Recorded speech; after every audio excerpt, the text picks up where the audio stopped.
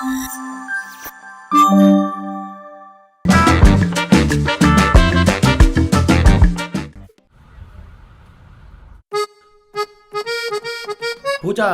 ಏನೋ ಮಾತಾಡ್ಬೇಕಂತ ಪಕ್ಕಕ್ಕೆ ಕರೆದು ಉಗುರು ಕಚ್ಚುತ್ತಿದೆ, ಏಕೆ?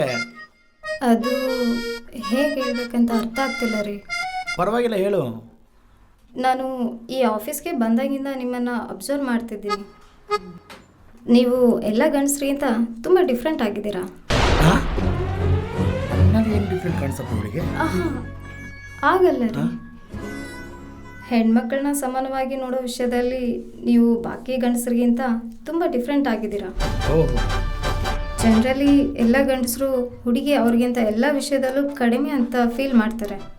ಆದರೆ ನೀವು ಹಾಗಲ್ಲ, ಎಲ್ಲರೂ ಎಲ್ಲದಲ್ಲೂ ಸಮಾನವಾಗಿರ್ಬೇಕಂತ ಫೀಲ್ ಮಾಡ್ತಾರೆ. ಹೌದೌದು. ಈ ಆಫೀಸ್ಗೆ ಬಂದ ಹೊಸದರಲ್ಲಿ ನಿಮ್ಮನ್ನು ನೋಡಿ ಆಶ್ಚರ್ಯ ಆಯಿತು. ಅದಾದಮೇಲೆ ನಿಮ್ಮ ಸಮಾನತೆ ನೋಡಿ ತುಂಬ ಇಷ್ಟ ಆಯಿತು. ಅದಾದಮೇಲೆ ನಿಮ್ಮ ಜೊತೆ ಲೈಫ್ನ ಶೇರ್ ಮಾಡಿಕೊಂಡ್ರೆ ಚೆನ್ನಾಗಿರುತ್ತೆ ಅಂತ ಅನಿಸ್ತು. ಆಲ್ರೆಡಿ ನನ್ನ ಮದುವೆ ಆಗಿದೆ. ಅದೇನಾಗಾಯ್ತು? 6 ತಿಂಗಳ ಹಿಂದೆ. ನನಗೆ ತಿಳಿದು ನನಗೆ ಕ್ಲಾರಿಟಿ ಬಂದಿದೆ.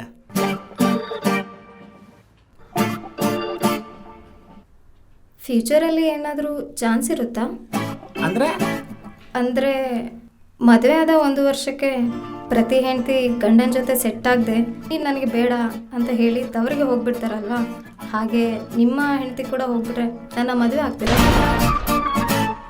ನನ್ನ ಹೆಂಡತಿ ನಾನು ಬೇಡ ಅನ್ಕೊಂಡು ಅವಳು ತವ್ರ ಮನೆ ಹೋಗ್ಬಿಟ್ಟಾಳ ಅನ್ಕೋ, ನಾನು ಕೂಡ ನನ್ನ ಹೆಂಡತಿ ಬೇಡ ಅನ್ಕೊಂಡ್ಬಿಟ್ಟು ನಾನು ತವ್ರ ಮನೆ ಹೋಗ್ಬಿಡ್ತೀನಿ.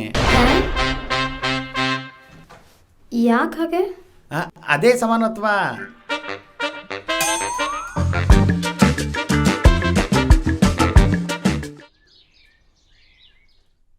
ಅಂಜು, ಅಂಜು, ಏನು ಅಡುಗೆ ಮಾಡ್ತಿದ್ದೀವಿ ಈ ದಿನ? ನಿಮಗೆ ಇಷ್ಟ ಅಂತ ಬೆಂಡೆಕಾಯಿ ಫ್ರೈ ಮಾಡ್ತಿದ್ದೀನಿ ರೀ. ಹೌದಾ, ಸರಿ. ನಾಳೆ ನನಗೆ ಇಷ್ಟ ಇರೋ ಬದನೆಕಾಯಿ ಪಲ್ಯ ಮಾಡ್ಕೋ, ಸಮಾನ ಆಗತ್ತೆ. ಅಂಜು, ಇವತ್ತು ಆಫೀಸಲ್ಲಿ ಒಂದು ಹುಡುಗಿ ಏನು ಕೇಳಿದ್ರು ಗೊತ್ತಾ? ನಿನ್ನ ಹೆಂಡ್ತಿ ನಿನ್ನ ಜೊತೆ ಹೇಗೆ ಸಂಸಾರ ಮಾಡ್ತಿದ್ದಾಳು ಅಂತ ಕೇಳಿದ್ರು. ಏನು ಕೇಳಿದ್ರಿ? ನನ್ನ ಮದುವೆ ಮಾಡ್ಕೋತೀಯ ಅಂತ ಕೇಳಿದ್ಲು. ಅವಳು ಜ್ಞಾನೇಂದ್ರಿಯಗಳು ಏನಾದರೂ ಗಂಗೆಯಲ್ಲಿ ಮುಳುಗಿದಾವ ಏನು? ಅವಳಿಗೆ ಜ್ಞಾನ ಜಾಸ್ತಿ ಅಂತ ಹೇಳಕ್ ಬಂದೆ. ಇಷ್ಟಕ್ಕೂ ನೀವೇನು ಹೇಳಿದ್ರಿ? ನನಗೆ ಆಲ್ರೆಡಿ ಮದುವೆ ಆಗಿದೆ ಅಂತ ಹೇಳಿದೆ. ನನ್ನ ಫೋಟೋ ತೋರಿಸಿ ನಂದವ್ರ ಬಗ್ಗೆ ನಂದೇ ಅಂತ ಹೇಳ್ಬೇಕಿತ್ತಲ್ವ. ಅದಕ್ಕೆ ಅವ್ರು ಏನು ಹೇಳಿದರು? ಏನೋ ತೀರಿ ಹೇಳಿ ನಿನ್ನ ಕೈಲಾದರೆ ಇನ್ನೊಂದು ಮದುವೆ ಮಾಡ್ಕೊತೀಯ ಅಂತ ಕೇಳಿದ್ಲು. ಏನು, 2ನೇ ಮದುವೆ ಆಗಬೇಕಾ? ದರಿದ್ರನ ಸೆಕೆಂಡ್ ಹ್ಯಾಂಡ್ ಆದರೂ ಪರವಾಗಿಲ್ಲ ತೊಗೊತೀನಿ ಅಂತಿದೀಯಾ? ಹಾಂ ಹೌದು, ಅವ್ರು ಏನು ತೇರಿ ಹೇಳಿದರು? ಅದು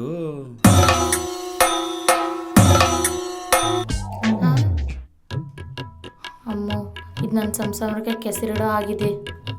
ಏನು ಆಲೋಚನೆ ಮಾಡ್ತಿದೀಯಾ? ಏನಿಲ್ಲ ರೀ. ಇಷ್ಟಕ್ಕೂ ನಿಮ್ಮನ್ನೇ ಯಾಕೆ ಇಷ್ಟಪಡ್ತಿದ್ದಾಳಂತೆ? ಅದಾ, ಹುಡುಗಿಯರನ್ನ ಹುಡುಗರ ಜೊತೆ ಸಮಾನವಾಗಿ ನೋಡ್ತೀನಲ್ಲ, ಅದಕ್ಕೆ ಇಷ್ಟ ಆಗಿದ್ದೇನಂತೆ. ಏನೋ ಹುಚ್ಚು ಹುಡುಗಿ. ಮದುವೆ ಶಾಸ್ತ್ರದಲ್ಲೂ ನಾನು ಕೂಡ ಹಾಗೆ ಅನ್ಕೊಂಡಲ್ವಾ ಮದುವೆಗೆ ಒಪ್ಪಿದ್ದು. ಅದಾದ್ಮೇಲೆ ಗೊತ್ತಾಗಿದ್ದು ನಿಮ್ಮ ಸಮಾನತೆ ಸ್ಯಾಡಿಸಮ್. ಯಾರೋ ಅವಳು ನನ್ನ ಜೀವನನ ಹಾಳು ಮಾಡಿಕೊಂಡು ನನ್ನ ಜೊತೆ ಅವಳ ಜೀವನನೂ ಹಾಳು ಮಾಡ್ಕೊಳಕ್ಕೆ ರೆಡಿ ಆಗಿಬಿಟ್ಟಿದ್ದಾಳೆ. ಪೂಜಾ, ನೀನ್ ಕೋಡಿಂಗ್ ಬರ್ದಿದ್ಯಾ ಇಲ್ಲ ಕೋಳಿ ಮೇಲೆ ಕತೆ ಬರ್ದಿದ್ಯಾ? ಏನಾಯ್ತು ಸರ್? ಏನಾಯ್ತಾ? ಇಲ್ಲಿ ನೋಡು, ಇಲ್ಲಿ ಕೋಡಿಂಗ್ ಗಿಂತ ಎರರೇ ಜಾಸ್ತಿ ಇದೆ. ನಾನು ಎರರ್ಸ್ನ ಕ್ಲಿಯರ್ ಮಾಡ್ತೀನಿ. ಇದನ್ನ ಕ್ಲಿಯರ್ ಮಾಡೋದು ಬದಲು ಅಳಿಸಿ ಹೊಸದು ಬರೆಯೋದು ಬೆಟರ್. ಸರ್, ಆ ಹುಡುಗಿನ ಒಬ್ಬಳು ಯಾಕೆ ಬೈತಿದ್ದೀರಾ? ನಾವೆಲ್ಲ ಒಂದೇ ಟೀಮು, ನಮ್ದು ಬಾಧ್ಯತೆ. ಆ ಹುಡುಗಿ ಜೊತೆ ನಮ್ಮನ್ನು ಸಮಾನವಾಗಿ ಬೈರಿ. ಸಮಾನವಾಗಿ ಬೈಬೇಕಾ? ಆ ವೇಣು ರಜಾ ಹಾಕಿ ಮಂಗಳೂರು ಹೋಗಿದ್ದಾನೆ, ಅವನಿಗೆ ಫೋನ್ ಮಾಡಿಬಿಟ್ಟು ನಮ್ಮ ಜೊತೆ ಸಮಾನವಾಗಿ ಬರೀರಿ, ಅವನು ನಮ್ಮ ಟೀಮೇ. ಈಗ ಸಮಾನತೆ ಆಳಗೋಗ, ಇವನ ಹತ್ರ ಹಿಡ್ಕೊಂಡ್ರೆ ನನ್ನ ತಲೆನೋವು. ನಿನ್ನ ಕತೆ ನೋಡ್ಕೊತೀನಿ. ಯಾರಿಗೂ ಸಮಾನತ್ವ ವ್ಯಾಲ್ಯೂ ಗೊತ್ತಿಲ್ಲ. ಕಮಲ್ ಅವರೇ, ತೀರು ಸಮಾನವಾಗಿ ನೋಡಬೇಡಿ, ಇನ್ನೂ ಜಾಸ್ತಿ ಇಷ್ಟ ಆಗ್ತಿದ್ರ. ಆದರೂ ಇಷ್ಟು ಸಮಾನತೆ ಏನ್ರಿ? ಚಿಕ್ಕವರಿದ್ದಾಗಿಂದ ಅಭ್ಯಾಸನಾ? ಅಭ್ಯಾಸ ಅಲ್ಲ, ವ್ಯಸನ. ಅದಕ್ಕೆ ನಾನು ಬಾನಿಸ. ನಿನ್ನ ಅಭ್ಯಾಸದ ಚಲಿ ನಾನು ಬಿದ್ದೋದೆ.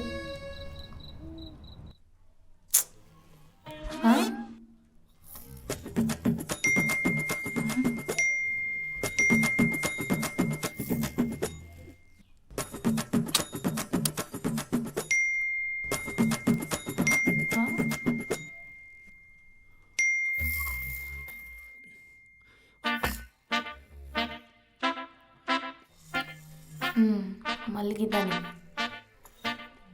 ನಿಧಾನವಾಗಿ ಮೆಸೇಜ್ಗಳು ನೋಡೋಣ. ನಿಮ್ಮ ಜೀವನದಲ್ಲಿ ಎಷ್ಟಾದರೂ ಸಣ್ಣ ಜಾಗ ಇದ್ದರೂ ನನ್ನನ್ನು ಮರಿಬೇಡಿ, ಆ ಜಾಗ ನನಗೆ ಕೊಡಿ. ಆ ಸಣ್ಣ ಜಾಗವನ್ನೇ ಸ್ವರ್ಗದಲ್ಲಿದ್ದೀನಿ ಅಂತ ಅಂದ್ಕೊಂಡು ಸಂತೋಷವಾಗಿ ಕಾಲ ಕಳಿತೀನಿ. ಹಾಂ, ಸ್ವರ್ಗ ಅಲ್ಲದು. 100 ನರಕಗಳನ್ನ ಒಂದು ಮಿಕ್ಸಿಯಲ್ಲಿ ಹಾಕಿ ಚೆನ್ನಾಗಿ ಗ್ರೈಂಡ್ ಮಾಡಿ ಹೊರಗಡೆ ತೆಗೆದ್ರೆ ಹೇಗಿರುತ್ತೋ ಹಾಗಿರುತ್ತೆ. ನಾನು ಪ್ರತಿ ಕ್ಷಣ ದೇವರಲ್ಲಿ ಪ್ರಾರ್ಥನೆ ಮಾಡ್ತಿದ್ದೀನಿ, ನಿಮ್ಮ ಜೊತೆ ಜೀವನ ಪೂರ್ತಿ ಕಾಲ ಕಳೆಯುವ ಅವಕಾಶ ಕೊಡಲಿ ಅಂತ. ಅಯ್ಯೋ ಗತಿ ಇಲ್ದವಳೆ. ಯಾರಾದರೂ ದೇವ್ರ ಹತ್ರ ವರ ಕೊಡಿ ಅಂತ ಪ್ರಾರ್ಥನೆ ಮಾಡ್ತಾರೆ, ಆದರೆ ನೀನು ಯಾಕೆ ಶಾಪ ಕೊಡು ಅಂತ ಕೇಳ್ತಿದ್ಯಾ? ಏನೋ ಬಿಡು.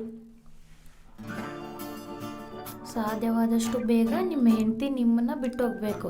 ನಾನು ಜೀವನಕ್ಕೆ ಬರಬೇಕು. ಅಮ್ಮೋ, ಇದೇನು ಈಗ ತಯಾರಾಗಿಬಿಟ್ಟಿದ್ದಾಳೆ? ಸೈಕೋದವನು ಸಾಡಿಸ್ದವನು. ಒಂದ್ಸಲ ಮದುವೆ ಆದಮೇಲೆ ಈ ಜೀವನಕ್ಕೆ ಇವನೇ ನನ್ನ ಯಜಮಾನ. ಅಮ್ಮೋ, ಇವ್ ನಾನು ಬಿಟ್ಟೋಗ್ಬಿಟ್ರೆ ನನ್ನ ಜೀವನ ಏನಾಗಬೇಕು? ಅಮ್ಮೋ ಅಮ್ಮೋ, ಇದನ್ನ ಹೇಗಾದರೂ ತಡಿಬೇಕು, ಇಲ್ಲಾಂದರೆ ನನ್ನ ಸಂಸಾರ ಹಾಳಾಗ್ಬಿಡುತ್ತೆ. ಇನ್ನೊಂದು ಹುಡುಗಿ ಜೀವನ ಈ ಸೈಕೋಲ್ ಸ್ಯಾಡಿಸಮ್ನಲ್ಲಿ ವೇಸ್ಟ್ ಆಗುತ್ತೆ. ಹೇಗೆ? ಹಾಂ, ಇಬ್ಬರು ಹೆಂಡತಿ ಜೊತೆ ಪರದಾಡ್ತಿರೋ ಗಂಡ ಇಬ್ಬರನ್ನ ಮ್ಯಾರೇಜ್ ಮಾಡೋಕ್ಕಾಗದೆ ಹಿಮಾಲಯ ಕೊಡೋಗಿದ್ದಾನೆ. ಹಾಂ, ಇದರಲ್ಲಿ ಮ್ಯಾನೇಜ್ ಮಾಡೋದಾಗಿದೆ. ಒಂದಿನ ಆ ಮನೆ, ಒಂದಿನ ಈ ಮನೆ ಸಮಾನವಾಗಿ ಸೆಟ್ ಮಾಡಿಬಿಡೋದೆ. ಆದರೂ ನಾನು ಸಮಾನತ್ವ ಪಾಲಿಸ್ದಂಗೆ ಎಲ್ಲರೂ ಪಾಲಿಸ್ಬೇಕಲ್ಲ. ಏನು ನ್ಯೂಸು ಏನು? 3 ದಿವಸದಿಂದ ಧಾರವಾಡ ಹಳ್ಳಿ ಆನೆಗಳು ಮಳೆ. ಏನ್ರಿ? ಹಾಂ, ನನಗೆ ನಿಮ್ಮ ಹತ್ರ ಒಂದು ವಿಷಯದಲ್ಲಿ ತುಂಬ ಗಿಲ್ಟ್ ಫೀಲ್ ಬರ್ತಿದೆ ರೀ.